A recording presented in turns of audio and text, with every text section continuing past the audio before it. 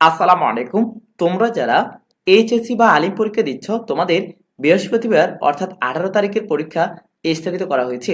আর তোমরা যারা ষষ্ঠ শ্রেণী থেকে নবম শ্রেণীর মূল্যায়ন দিচ্ছ, তোমাদের 20 তারিখের মূল্যায়ন বন্ধ থাকবে, অর্থাৎ স্থগিত করা হয়েছে। এবং সকল শিক্ষা প্রতিষ্ঠান অনির্দিষ্টকালের জন্য বন্ধ ঘোষণা করা হয়েছে। বন্ধুরা, এটা হচ্ছে শিক্ষা বোর্ড ঢাকা ঢাকা শিক্ষা বোর্ড থেকে আজকেই কিছুক্ষণ আগে নোটিশটি দেওয়া হয়েছে।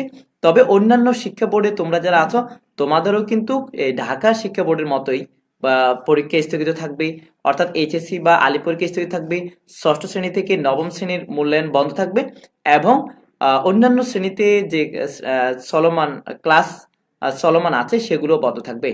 এখানে দেখো বলা হয়েছে আগামী 18/7/2024 তারিখ বৃহস্পতিবার অনুষ্ঠিতব্য ঢাকা শিক্ষা বোর্ডের এইচএসসি পরীক্ষা স্থগিত প্রসঙ্গ।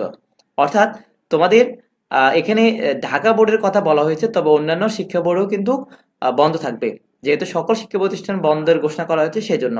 আর তোমরা যারা মাদ্রাসার শিক্ষার্থী আছো, অর্থাৎ মাদ্রাসাও বন্ধের ঘোষণা করা হয়েছে, কারণ তোমাদের নোটিশটিতে বলা হয়েছে, এই যে দেখতে পাচ্ছ, বলা হয়েছে শিক্ষার্থীদের নিরাপত্তার স্বার্থে পরবর্তী নির্দেশ না দেওয়া পর্যন্ত মাধ্যমিক, উচ্চ মাধ্যমিক এবং পলিটেকনিক ইনস্টিটিউট বন্ধ ঘোষণা। এটা শিক্ষা মন্ত্রণালয় থেকে বলা হয়েছে।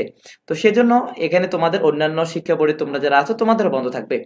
এখানে দেখো বলা হয়েছে উপযুক্ত বিষয়ের পরিপ্রেক্ষিতে জানা যাচ্ছে যে অনিবার্য কারণবশত আগামী 18/7/2024 তারিখ বৃহস্পতিবার অনুষ্ঠিতব্য ঢাকা শিক্ষা বোর্ডের পরীক্ষা স্থগিত করা হলো।